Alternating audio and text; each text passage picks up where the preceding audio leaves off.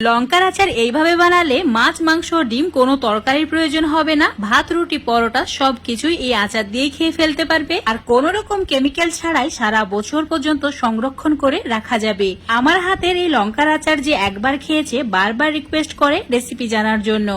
আজকের এই লঙ্কার আচার বানানোর জন্য লাগবে একদম বড় সাইজের সবুজ দেখে লঙ্কা। আর এই লঙ্কা দিয়ে আচার বানালে আচার হবে একদমই পারফেক্ট। আচার বানালে অবশ্যই এইরকম লম্বা দেখে লঙ্কাগুলো কিনবে। এবার এই লঙ্কা ভালো করে জল দিয়ে পরিষ্কার করে ধুয়ে নিতে হবে। তারপর জল ঝরিয়ে লঙ্কাগুলোকে তুলে নিতে হবে কোনো পাত্রে।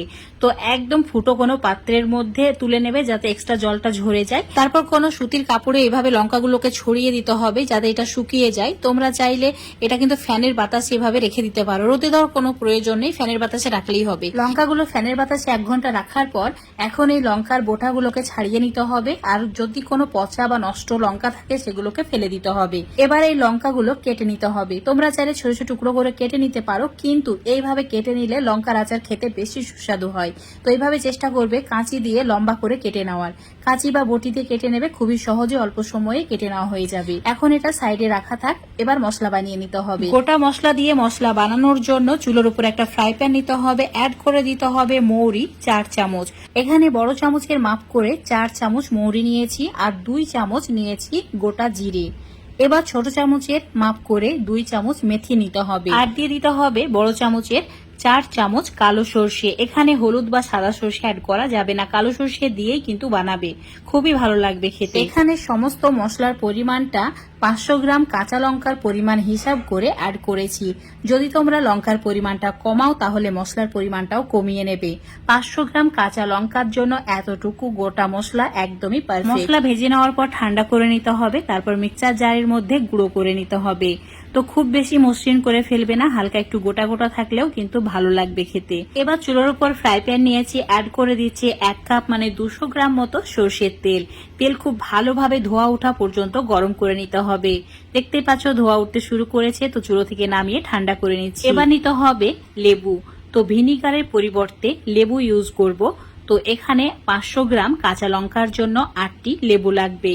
লেবুর রসটা বের করে নিতে হবে। যদি তোমরা ভিনিগার দিতে চাও, মানে যে সাদা সিরকা পাওয়া যায় সেটা, তাহলে 8 চামচ মতো অ্যাড করবে। সমস্ত লেবু থেকে রসটা বের করা হয়ে গেছে, সাইডে রেখে দিচ্ছি।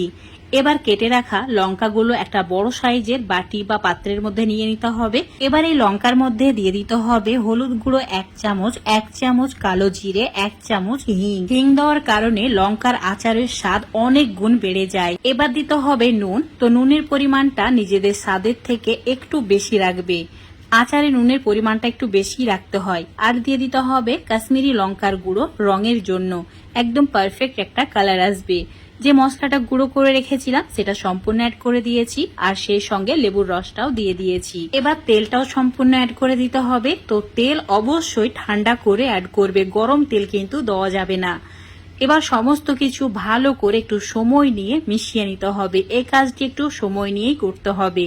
যত ভালো করে এই সময় মেশানো হবে আচারের টেক্সচারটাও সেই রকম ভালো আসবে আর খেতেও ভালো লাগবে।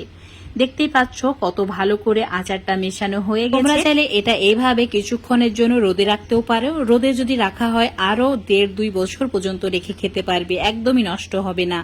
তো এখন ভালো করে মিশিয়ে নেওয়ার পর কোনো কাচের জারের মধ্যে এইভাবে ভরে নিতে হবে। অবশ্যই আচার কাচের জারেই রাখবে, একদমই নষ্ট হয় না আর খুব সুন্দর একটা সুগন্ধ থাকে।